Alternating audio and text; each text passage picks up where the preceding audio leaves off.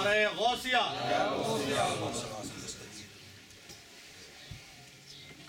نحمده ونصلي ونسلم على رسوله الكريم. اما بعد فاعوذ بالله من الشيطان الرجيم. بسم الله الرحمن الرحيم. هل أتى على الإنسان حين من الدهر لم يكن شيئا مذكورا. صدق الله العظيم. إن الله وملائكته يصلون على النبي يا أيها الذين آمنوا صلوا عليه وسلموا تسليما. اللهم صل على سيدنا مولانا محمد وعلى آل سيدنا مولانا محمد وبارك وسلم عليه. الصلاة والسلام عليك يا رسول الله وعلى آلك وأصحابك يا حبيب الله. الصلاة والسلام عليك يا سيد المرسلين. الصلاة والسلام عليك يا إمام المتقين. الصلاة والسلام عليك يا شفيع المذنبين. الصلاة والسلام عليك يا رحمة للعالمين والحمد لله رب العالمين. محترم و معزز سامعین کرام، حاضرین مکرم، بہت ساری محافل اٹینڈ کی جاتی ہیں، بہت ساری محافل سجائی جاتی ہیں، اور ان محافل کے سجانے میں، ان محافل کو منعقد کرنے میں جو مقصد ہوتا ہے پیچھے، وہ یہ ہوا کرتا ہے کہ اللہ تعالیٰ راضی ہو، اس کے رسول صلی اللہ علیہ وآلہ وسلم کی نگاہ کرم ہو. اور جب اخلاص سے محافلیں سجا جاتی ہیں تو وہاں سے قبولیت بھی عطا ہوتی ہے. میں یہ سمجھتا ہوں کہ یہ محفل جو آج کی ہے، یہ ان خاص محفلوں میں سے ہے جو قبول ہے. آج کی محفل میں جو میں نے روحانی کیف محسوس کیا ہے، درود پاک کی محفل جب بھی ہوتی ہے، نبی کریم صلی اللہ علیہ وسلم پر جب بھی درود و سلام کی کوئی محفل ہوتی ہے تو اس میں رنگ عجیب ہوا کرتا ہے، اس میں روحانی کیف عجیب ہوا کرتا ہے. لیکن آج کی محفل کا کچھ نرالا ہی رنگ تھا. شاید کہ منہ پاک کی برکت ہے کہ رسول اللہ صلی اللہ علیہ وسلم کا منہ مبارک ہم نے اس کی زیارت کی، اور رسول اللہ صلی اللہ علیہ وآلہ وسلم کے منہ مبارک جہاں پر ہوتے ہیں وہاں تو فرشتوں کا نزول ہوا کرتا ہے، اور فرشتوں کا جب نزول ہوتا ہے تو پھر آنکھیں وضو کیا کرتی ہیں، پھر آنکھیں تر ہوا کرتی ہیں، اور پھر دل وجد میں تڑپا کرتی ہے. اور آج کی محفل میں یقینی طور پر یہی کیف نعتوں کے دوران بھی محسوس ہوا، درود و سلام پڑھتے ہوئے محسوس ہوا. اوپر جب ہم رسول اللہ صلی اللہ علیہ وسلم کے بال مبارک کی، منہ مبارک کی زیارت کر رہے تھے، اس وقت بھی یہ کیف محسوس ہوا. اور پھر ماشاءاللہ بڑا خوبصورت خطاب فرمایا سلیم صاحب نے، حفظ صاحب، ماشاءاللہ اللہ تعالیٰ آپ کو اس کی برکت عطا فرمائے. اور میں مبارکباد پیش کرتا ہوں آج کی اس محفل کو منعقد کرنے پر جناب عبدالقادر بھائی صاحب کو کہ اللہ تعالیٰ ان کی یہ محفل قبول کرے. اگرچہ مجھے اس بات کا یقین ہے کہ یہ قبول ہو چکی ہے. چودھری صاحب نے جتنی خوبصورت انداز میں پنجابی کلام پڑھا، ماشاءاللہ ایک بڑا لے اور کیف محسوس ہوا. ماشاءاللہ اللہ تعالیٰ آپ کو اس سوز میں مزید برکتیں عطا کرے. نبی کریم صلی اللہ علیہ وآلہ وسلم کی ولادت باسعادت، وہ مبارک عمل ہے، یا وہ مبارک وہ گھڑی ہے، یا وہ مبارک کہہ لیجئے کہ لمحہ ہے کہ جس لمحے کی برکت سے اللہ تعالیٰ نے پوری کائنات کو وجود عطا فرمایا، پوری کائنات کو جو ہے نا وہ پیدا فرمایا ہے نبی کریم صلی اللہ علیہ وسلم کے لیے، اور آپ کے اظہار کے لیے، آپ کو ظاہر کرنے کے لیے، آپ کے مقام کو ظاہر کرنے کے لیے. آپ صاحب نے بڑی خوبصورت حدیث بیان کی ہے جو مصنف عبد الرزاق میں موجود ہے. نبی کریم صلی اللہ علیہ وسلم سے جب پوچھا گیا کہ یا رسول اللہ صلی اللہ علیہ وسلم، اللہ تعالیٰ نے سب سے پہلے کس کو پیدا کیا؟ تو آپ نے فرمایا اللہ تعالیٰ نے سب سے پہلے تیرے نبی کے نور کو پیدا کیا. نبی کریم صلی اللہ علیہ وسلم سے نے جب جبریل امین سے سوال پوچھا تو اس سوال کا جواب بھی جبریل امین نے یہ دیا کہ یا رسول اللہ تعالیٰ کے حجاب اکبر میں ایک ستارہ 70,000 سال کے بعد چمکتا ہے اور وہ میں 72,000 مرتبہ دیکھ چکا ہوں. تو رسول اللہ صلی اللہ علیہ وسلم نے جواب میں کیا فرمایا کہ میں ہی وہ ستارہ ہوں، میں ہی وہ ستارہ ہوں. اب جبریل امین کو اپنی عمر کا اندازہ نہیں ہے تو ہم کیسے اندازہ کر سکتے ہیں کہ تخلیق محمدی کب ہوئی؟ ہم کیسے اندازہ کر سکتے ہیں؟ قرآن پاک میں اللہ تعالیٰ نے ارشاد فرمایا ہے هل أتى على الإنسان حين من الدهر لم يكن شيئا مذكورا. سورہ دہر کی پہلی آیت ہے. اللہ تعالیٰ فرماتے ہیں کیا انسان پر ایک ایسا لمحہ نہیں گزرا ہے، ایک ایسی ہین، ایک ایسی ساتھ، ایک ایسا وقت نہیں گزرا ہے لم یکن شیئا مذکورا، کہ جب وہ کوئی مذکور شے نہیں تھا، جب اس کا ذکر کرنے والا کوئی نہیں تھا.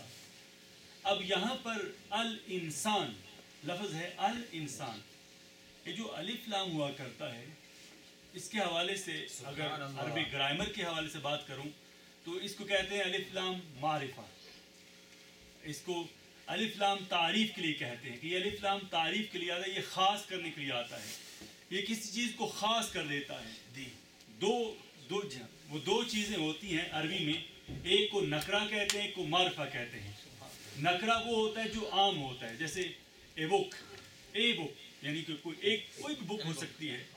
لیکن جب معرفہ ہو جائے، ال لگ جائے، جیسے کتاب عربی میں نکرہ ہے، اس کا معنی اے بک، اور جب معرفہ بنانا ہو تو الکتاب کہتے ہیں، الکتاب کہتے ہیں، اور یہ اب معرفہ ہو جاتا ہے، خاص ہو جاتا ہے. جب کوئی خاص بک کی بات ہوا کرتی ہے، پھر ذالک الکتاب، رب نے فرمایا یہ خاص کتاب، یہ خاص کتاب جو ہے اس میں کوئی شک نہیں ہے، کسی عام کتاب کی بات نہیں ہے یا کسی کتاب کی بات نہیں ہے، بلکہ یہ خاص کتاب کی بات ہے، قرآن کی. اب یہ الف لام مختلف قسموں کو ہوا کرتا ہے. ایک الف لام جنس کا بھی ہوا کرتا ہے، اس کا مطلب یہ ہوا کرتا ہے کہ جن سے انسان اس سے مراد ہے، یعنی کہ پوری کی پوری انسانیت اس سے مراد ہے.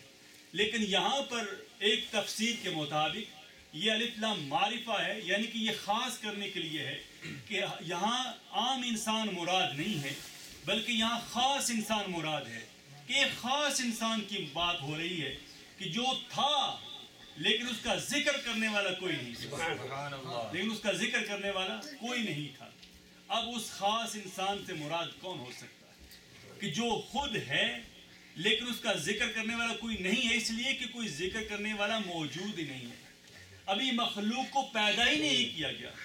ظاہرہ ذکر تو تب ہوگا جب ذاکرین ہوں گے، اور ذاکرین کون ہے؟ مخلوق ہے. اللہ تعالیٰ کا ذکر کرنے والی رب کی مخلوق ہے. اب یہاں رب فرماتے ہیں ایک انسان ایسا بھی تھا کہ جو تھا لیکن اس کا ذکر کرنے والا کوئی موجود نہیں تھا، یعنی کہ اس پر جو بندے ہیں، جو اللہ کے فرشتے ہیں، گویا کہ وہ بھی موجود نہیں تھے کہ جو اس پر درود و سلام پڑھنے والے، گویا کوئی موجود نہیں تھا. وہ انسان تھا یا رب تھا، وہ انسان تھا یا پھر رب تھا. اب اس انسان کی کیا شکل تھی، کیا حیت تھی، کیا طریقہ تھا، وہ رسول اللہ صلی اللہ علیہ وسلم کی اس حدیث سے ثابت ہوتا ہے کہ رسول اللہ صلی اللہ علیہ وسلم نے کہ رب نے تیرے نبی کے نور کو پیدا کیا. اب ہوا کہ وہ نور تھا ایک، اب وہ کتنا عرصہ رہا موجود تخلیق سے پہلے، یعنی کہ نبی کریم صلی اللہ علیہ وسلم کی جب وہ بعثت اور ولادت سے پہلے کتنا عرصہ رسول اللہ صلی اللہ علیہ وسلم کو پہلے رب نے تخلیق فرمایا، یہ رب جانتا ہے یا رسول اللہ صلی اللہ علیہ وسلم. ہمیں تو بس اتنی خبر ہے کہ رب کہتا ہے ایک لمحہ ایسا بھی تھا کہ جب وہ انسان تھا لیکن کوئی ذکر کرنے والا موجود نہیں تھا. اب اللہ تعالیٰ نے نبی کریم صلی اللہ علیہ وآلہ وسلم کے میلاد کو قرآن پاک میں مختلف مقامات پر ذکر کیا ہے، آپ کے مقام کو بیان کرنے کے لیے، آپ کے مرتبے کو بیان کرنے کے لیے. اب ایک تو یہ ذکر فرما دیے یہاں پر کہ ایک انسان ایسا بھی تھا کہ جو تھا لیکن کوئی ذکر کرنے والا موجود نہیں تھا. سورہ آل عمران میں رب تعالیٰ نے انبیاء کا تذکرہ فرمایا. رب فرماتا وَإِذْ أَخَذَ اللَّهُ مِيثَاقَ النَّبِيِّينَ، یاد کیجیے اس وقت کو جب اللہ تعالیٰ نے انبیاء سے میثاق لیا، یعنی انبیاء سے ایک پیمان لیا، انبیاء سے ایک وعدہ لیا، ایگریمنٹ کیا، ایک انبیاء سے ایک جناب ایک پرومس لیا، ان سے ایک اوتھ لیا. کس بات کا وہ اوتھ تھا، کس بات کا وہ پرومس تھا ان سے جو لیا گیا؟ رب تعالیٰ فرماتا ہے وَإِذْ أَخَذَ اللَّهُ مِيثَاقَ النَّبِيِّينَ. اور یاد کیجیے اب یہ لفظ جو ہے نا وہ اذ عربی گرامر میں یہ وہاں پر آتا ہے کہ جہاں کوئی واقعہ ہوا ہو اور اس کو یاد کروانا مقصود ہو. یعنی اذ کا لفظ جہاں بھی آتا ہے اس کا معنی ہوتا ہے یاد کرو اس وقت کو، یعنی کہ یاد کرو اس بات کو. رب تعالیٰ فرماتا ہے وَإِذْ قَالَ رَبُّكَ لِلْمَلَائِكَةِ إِنِّي جَاعِلٌ فِي الْأَرْضِ خَلِيفَةً. اور یاد کیجیے جب کہا اللہ نے فرشتوں سے کہ میں بنانے والا ہوں زمین میں ایک خلیفہ. اب یہ یاد کس کو کروایا جا رہا ہے؟ قرآن کس پر نازل ہوا؟ نبی کریم صلی اللہ علیہ وآلہ وسلم پر. اور یاد رکھیے یاد اس کو کروایا جاتا ہے کہ جس کے سامنے کوئی بات ہوئی ہو، جس کے سامنے کوئی بات ہوئی ہو اسے کہا جاتا ہے وہ بات یاد ہے نا، وہ یاد کرو وہ وقت یا یاد کرو وہ بات.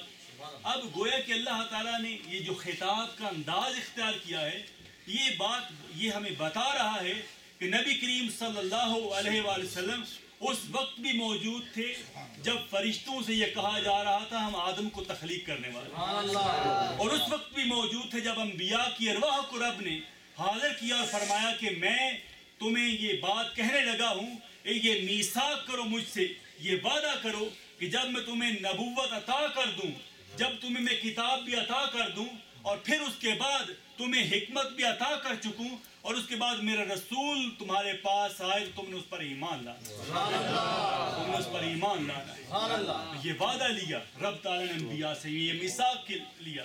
اور وہ رسول ایسا ہوگا جو مصدق لما معکم، وہ تصدیق کرے گا ان تمام کتابوں کی جو تمہارے پاس ہیں، جو رب نے تمہیں عطا کی ہیں. وہ تورات کی تصدیق کرے گا، وہ زبور کی تصدیق کرے گا، وہ انجیل کی تصدیق کرے گا، وہ تمہارے اوپر اترنے والے صحائف کی تصدیق کرے گا، وہ تمہاری تصدیق کرے گا، گواہی دے گا اس بات کی. اب دیکھیے رب تعالیٰ نے ہمیں ہمارے لیے یہ فرمایا کہ تم جو ہے نا وہ ایسی امت ہو کہ جو امت شہداء، یعنی کہ تم گواہی دینے والی امت ہو. تم اللہ کی بارگاہ میں قیامت کے دن، یہ ہماری ذمہ داری ہے کہ ہم قیامت کے دن اللہ کی بارگاہ میں گواہی دیں گے اس بات کی کہ جب رب تعالیٰ انبیاء کو بلائیں گے اور ان کی امتوں کو بلائیں گے اور ان امتوں سے پوچھیں گے کہ تمہیں جہنم میں ڈالا جا رہا ہے، وہ کہیں گے یا اللہ ہمیں جہنم میں کیوں؟ رب فرمائے گا تمہارے پاس میرا پیغام آیا تھا، تم نے اس پیغام کو سنا نہیں، تم نے اس پر عمل نہیں کیا. تو وہ آگے سے عرض کریں گے یا اللہ ہمیں تو کسی نے نہیں بتایا کہ تو واحد ہے، ہمیں تو کسی نے کوئی پیغام نہیں دیا. تو اب رب تعالیٰ انبیاء کو بلائیں گے، انبیاء سے پوچھیں گے کیا تم نے پیغام دیا؟ تمام انبیاء اللہ کی بارگاہ میں عرض کریں گے رب کائنات ہم نے تیرا پیغام پہنچایا، ہم نے تیرا پیغام دیا. اب تمام کے تمام لوگ کہیں گے کہ نہیں یا ہمیں تو کسی نے پیغام نہیں دیا. اب انبیاء سے پوچھا جائے گا کہ تم کوئی گواہ پیش کرو. اب اللہ تعالیٰ کے انبیاء کریں گواہی، گزارش کریں گے رب کی بارگاہ میں کہ رب کائنات ہم گواہ پیش کرتے ہیں اور ہماری گواہ امت محمدی ہے، امت محمدی. اور اس وقت اللہ ہمیں جانو بلائے گا اور ہم امت محمدی جا کر اس بات کی گواہی دیں گے کہ رب کائنات تیرے انبیاء سچ کہہ رہے ہیں، یہ جھوٹے ہیں، یہ لوگ جھوٹے اور تیرے انبیاء سچ کہہ رہے ہیں.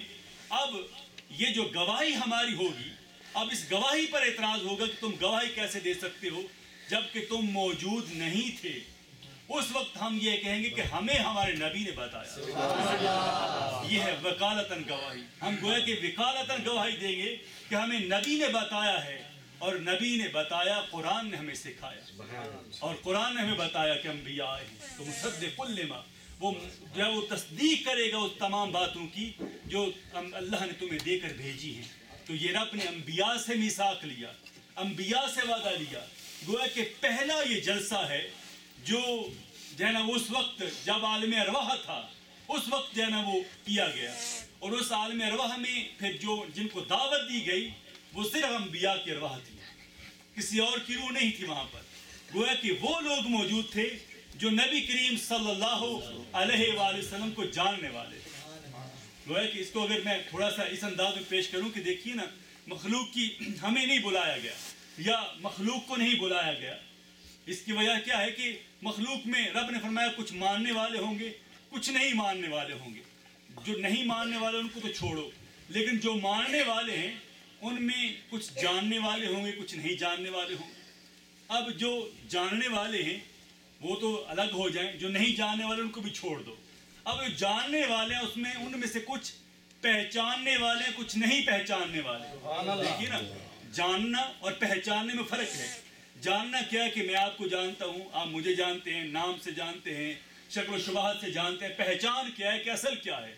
کہ اس کے اندر کیا ہے، یہ جو باتیں کر رہے ہیں اس پر یقین بھی ایسے یا نہیں ہے، یہ اندر سے کیسا ہے، صحیح انسان ہے، سچا انسان ہے یا نہیں ہے، کردار کا کھرا ہے یا نہیں ہے، کہیں جو ہے نا وہ اوپر سے جو ہے نا وہ بڑا جو ہے نا وہ ہو معصوم بنا ہوا اور اندر سے بڑا جو ہے نا وہ عجیب سا ہو، شیطان ہو، کردار عجیب سا ہو.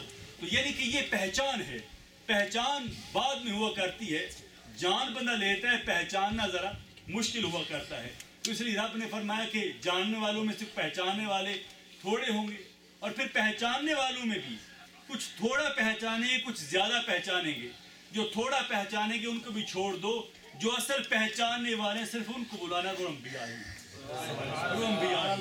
جو ایک رب نے کائنات اس وقت عالم روح میں صرف انبیاء کو بلایا اور فرمایا کہ تم چونکہ پہچانتے ہو کہ محمد رسول اللہ صلی اللہ علیہ وسلم یہی وہ ہستی ہے کہ جو حضرت آدم علیہ السلام سے لے کر نبی کے حضرت عیسیٰ علیہ السلام تک تمام انبیاء کے امام بھی ہیں اور سردار بھی ہیں.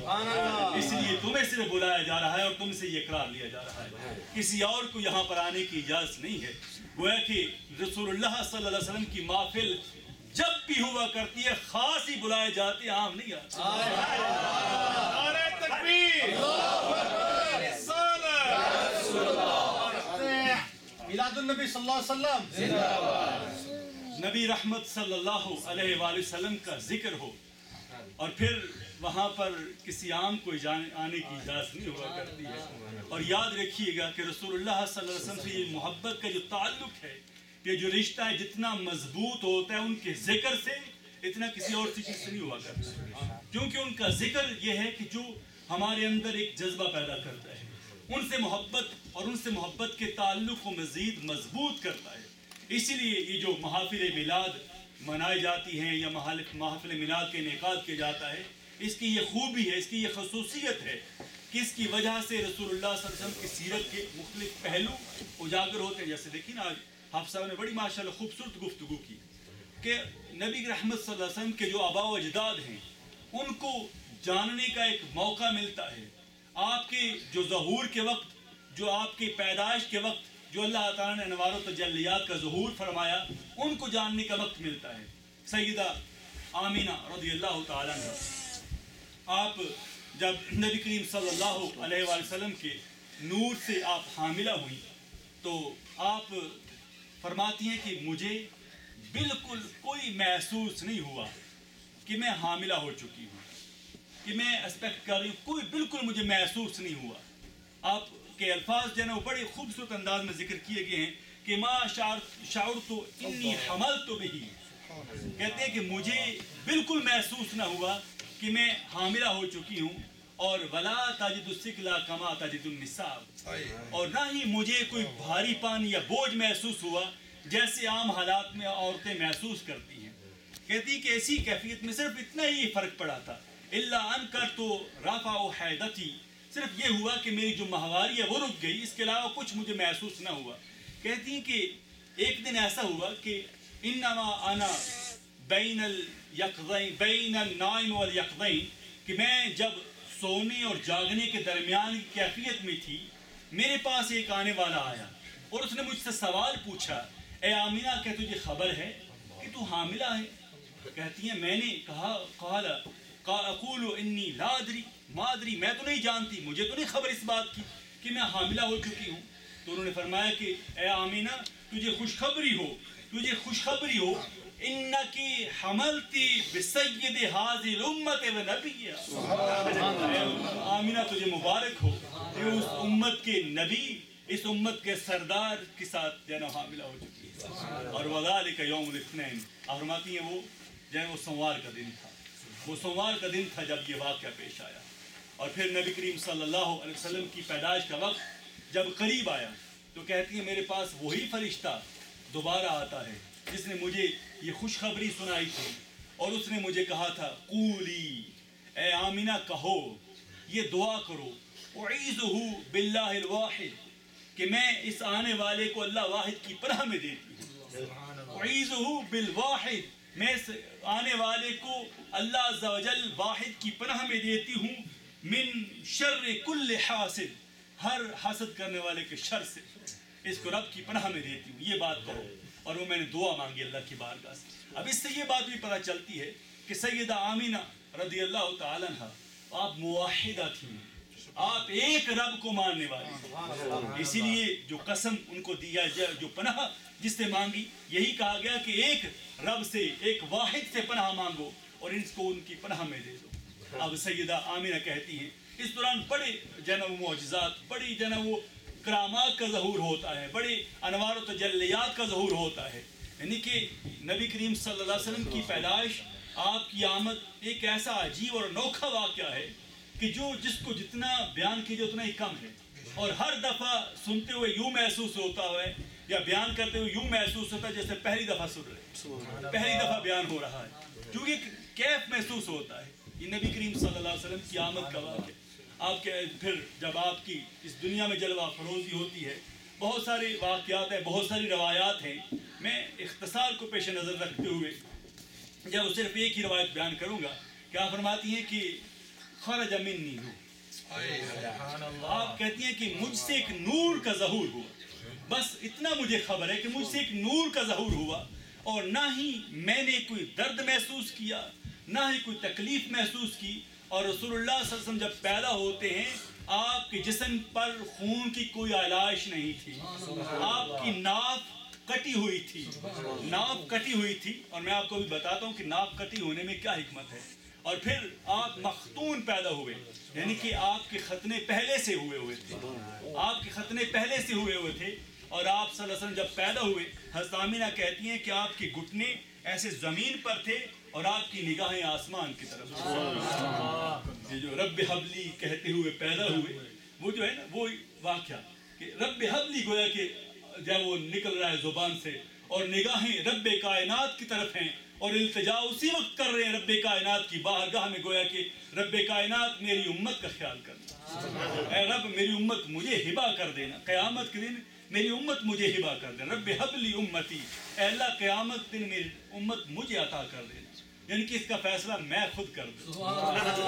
میں خود کر دوں۔ حبلی کا معنی جو ہے نا، ذرا غور کیجیے نا، یہ نہیں فرمایا کہ اے اللہ میری امت کو بخش دینا، بلکہ رب کی بارگاہ میں عرض کرتا ہے رب حبلی، اور ہبا کا معنی ہوتا ہے تحفہ، تحفہ دینا، اے اللہ میری امت مجھے تحفہ دے دینا، میری امت گویا کہ مجھے عطا کر دینا، کس کا فیصلہ میں پھر میں خود کر لوں۔ رسول اللہ صلی اللہ علیہ وسلم اس انداز میں تشریف لاتے ہیں، اور حضرت عبد الرحمن ابن عوف کی والدہ حضرت شفا رضی اللہ تعالیٰ عنہ، جو رسول اللہ صلی اللہ علیہ وسلم کی داعیہ ہیں، جو رسول اللہ صلی اللہ علیہ وسلم کی پہلی مرضعہ ہیں، اور آپ جب پیدا ہوئے تو وہاں پر موجود تھی، تشریف فرما تھی، آپ کہتی ہیں کہ آپ نے حضرت شفا کہتی ہیں قالت اضاء لی المشرق والمغرب، کہ میرے لیے جو ہے نا وہ مشرق اور مغرب میں نور پھیل گیا، ایسا نور پھیلا کہ مشرق اور مغرب مجھے سارے کا سارا نظر آ گیا، حتی رأیت بعد قصور الشام، یہاں تک کہ میں نے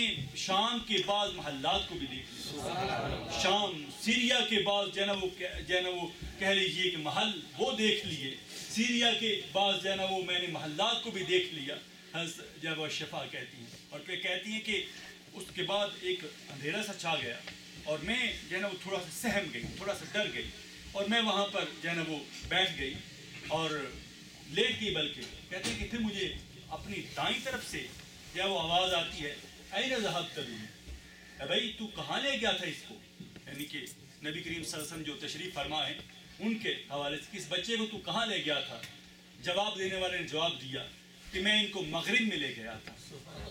پھر کہتی ہیں کہ پھر اس کے بعد خاموشی چھا جاتی ہے، پھر اندھیرا ہو جاتا ہے، پھر جو ہے نا وہ ایک آواز آتی ہے مجھے اپنی جو ہے نا وہ بائیں طرف سے، پھر پوچھنے والا پوچھتا ہے این ذہبت بہ، تو کہاں لے گیا تھا ان کو، وہ کہتا ہے کہ میں ان کو مشرق میں لے گیا تھا، مشرق میں لے گیا تھا، اور اب نہیں لے جاؤں گا۔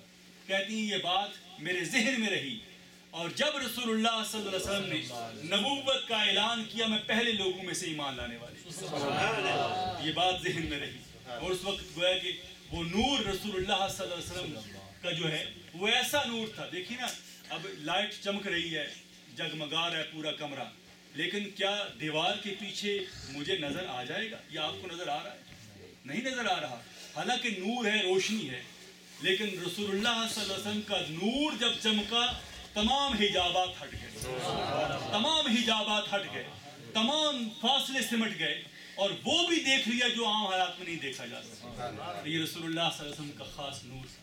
اور رسول اللہ صلی اللہ علیہ وسلم مختون پیدا ہوئے. یاد رکھیے گا کہ یہ جو ڈاکٹرز کہتے ہیں کہ یہ جو ناف ہوتی ہے نا، یہ اس کے ذریعے سے بچے کو ماں کے پیٹ میں غذا ملتی ہے. ماں کے پیٹ میں بچے کو خوراک ملتی ہے، کھانا ملتا ہے اس ناف کے ذریعے سے. اب رسول اللہ صلی اللہ علیہ وسلم پیدا ہوئے تو وہ ناف کٹی ہوئی تھی.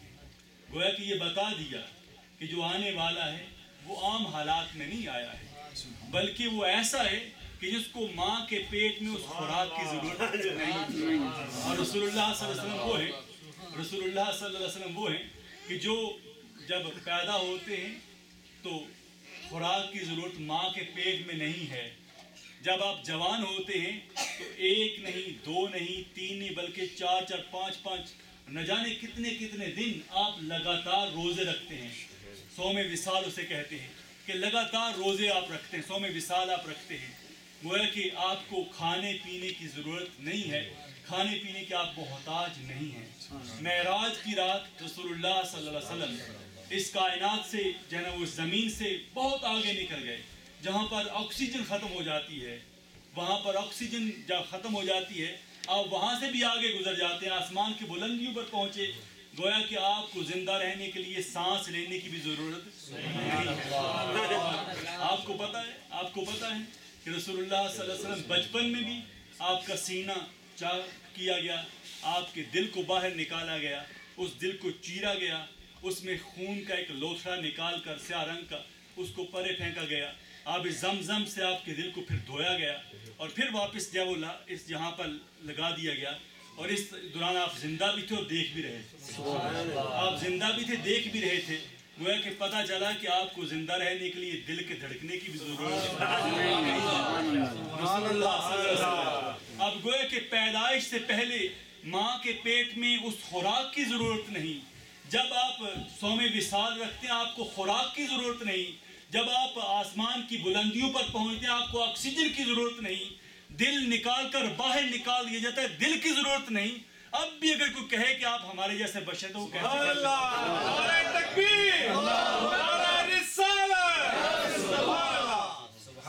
اللہ تعالیٰ کے رسول صلی اللہ علیہ وسلم کا میلاد، آپ کی محبت، یہ ایمان کی اصل حقیقت ہے. اور میلاد النبی صلی اللہ علیہ وسلم منانے والوں آپ کو مبارک ہو کہ یہ جو محافل ہیں یہ اصل میں رسول اللہ صلی اللہ علیہ وسلم سے رابطہ جوڑنے والی محافل ہیں، تعلق جوڑتی ہیں، رسول اللہ صلی اللہ علیہ وسلم سے آپ سے تعلق کو مضبوط کرتی ہیں.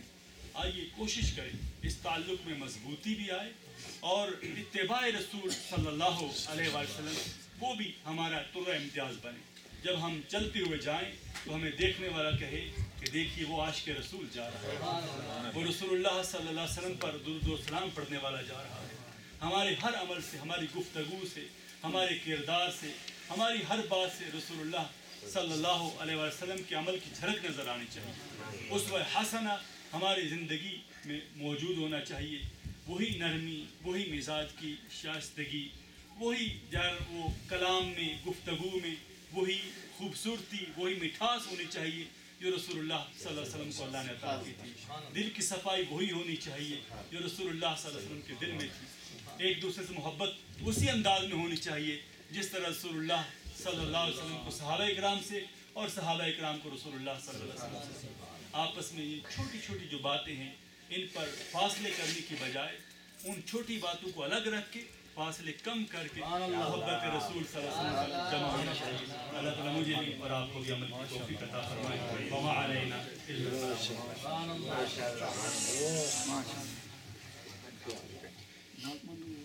اب انشاءاللہ سے پہلے میں آپ سب لوگوں کا شکریہ ادا کرتا ہوں کہ آپ لوگ کہیں کر اس محفل کو آئے اور اس محفل کو کامیاب بنائیں.